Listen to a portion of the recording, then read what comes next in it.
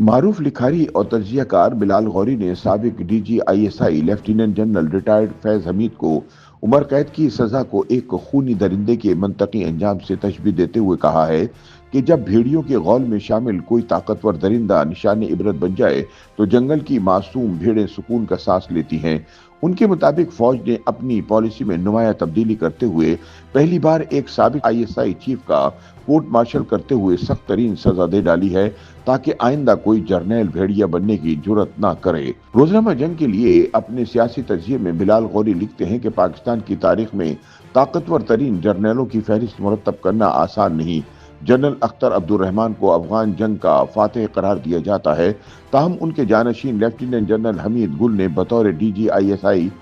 شہرت حاصل کی۔ انہیں عالمی سطح پر جاسوسی کی دنیا کا بادشاہ کہا جانے لگا۔ بلال غوری کے مطابق جنرل ضیاء کی ہلاکت کے بعد جنرل حمید گل نے قاتلوں کی تلاش کی بجائے سیاسی بندوبست کو ترجیح دی اور اس فکر میں مبتلا رہے کہ جنرل ضیاء کی نظریے کو کس طرح برقرار رکھا جائے۔ بلال غوری نے شجاع نواز کی کتاب کراس سورڈز کا حوالہ دیتے ہوئے لکھا کہ امریکی سفیر رابرٹ اوکلے اس خدشے کا اظہار کر چکے تھے کہ کہیں army chief general Aslam Baig general Hamid Gul کے مشورے پر عام انتخابات ملتوی نہ کر دیں، کیونکہ جنرل حمید گل کا موقف تھا کہ انتخابات کے لیے حالات سازگار نہیں اور پیپلز پارٹی کامیاب ہو جائے گی۔ جب انتخابات ملتوی کرانے کی کوششیں ناکام ہوئیں تو جنرل حمید گل نے بے نظیر بھٹو کا راستہ روکنے کے لیے دائیں بازو کی جماعتوں کو یکجا کرنے کی کوشش کی۔ 16 نومبر 1988 کے انتخابات سے ایک ماہ قبل لاہور میں غلام مصطفیٰ جتوئی کی قیادت میں اسلامی جمہوری اتحاد آئی جے آئی قائم کیا گیا، جس میں Muslim League Junejo, National Peoples Party, Jamaat Islami, M Q M,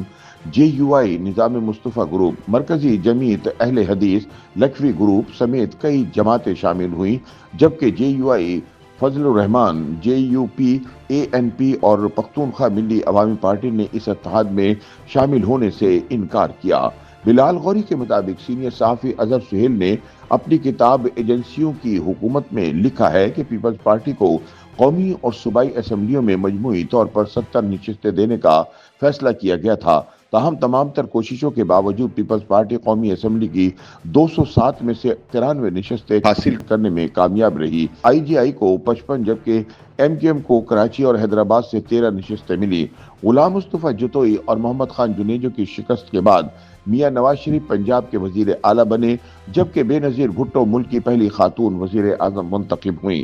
بلال غوری لکھتے ہیں کہ جنوری 1989 سے جنرل حمید گل نے پیپلز پارٹی کے سندھ اسمبلی کے ارکان توڑنے کی کوششیں شروع کی تاکہ پیپلز پارٹی اور ایم کیو ایم کی اتحادی حکومت ختم کی جا سکے۔ اس دوران chairman joint chiefs of staff committee admiral Iftikhar Sirohi اور D G I S I general Hamid Gul ایوان صدر میں صدر غلام اسحاق خان سے ملاقاتیں کرتے رہے، جن میں بے نظیر بھٹو کی حکومت کو گرانے کے طریقوں پر غور ہوتا تھا۔ بلال غوری کے مطابق بے نظیر بھٹو نے اپنی کتاب دختر مشرق میں انکشاف کیا کہ انہیں نیو یارک سے واپسی پر محسوس ہوا کہ ان کے ٹیلی فون جنرل حمید گل کی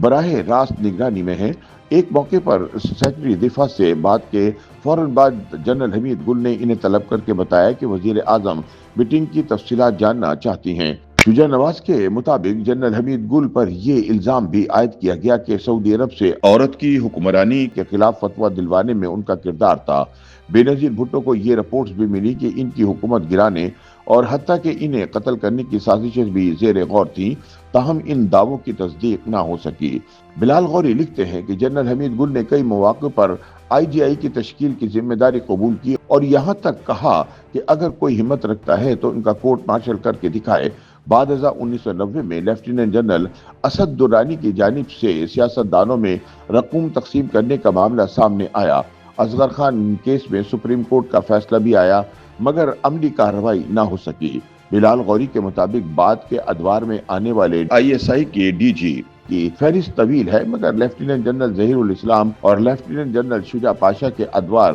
غیر معمولی اثرات کے حامل رہے۔ ان کے بعد آنے والے لیفٹیننٹ جنرل فیض حمید نے تو کھیل کے اصول اور انداز ہی بدل دیے اور آئین اور قانون شکنی کا ایک نیو نارمل متعارف کروایا۔ بلال غوری کے مطابق اب فوج نے اپنی پالیسی میں واضح تبدیلی کرتے ہوئے ایک سابق ڈی جی آئی ایس آئی کو عمر قید کی سزا سنائی ہے، جو بقول ان کے جنگل کے بے ضرر باسیوں کے لیے یقیناً ایک اچھی خبر سمجھی جا رہی ہے۔ یوٹیوب پر گوگلی نیوز دیکھنے کے لیے youtube.com کی سرچ بار میں googly news T V type کریں۔ گوگلی نیوز کے پیج پر سرخ رنگ کے سبسکرپشن والے بٹن پر کلک کرنا نہ بھولیے۔ یوٹیوب پیج پر اپلوڈ ہونے والی ویڈیوز سے باخبر رہنے کے لیے بیل آئیکن پر کلک کیجیے۔ آپ کو ہر نئی ویڈیو کے بارے میں نوٹیفیکیشن موصول ہو جائے گا۔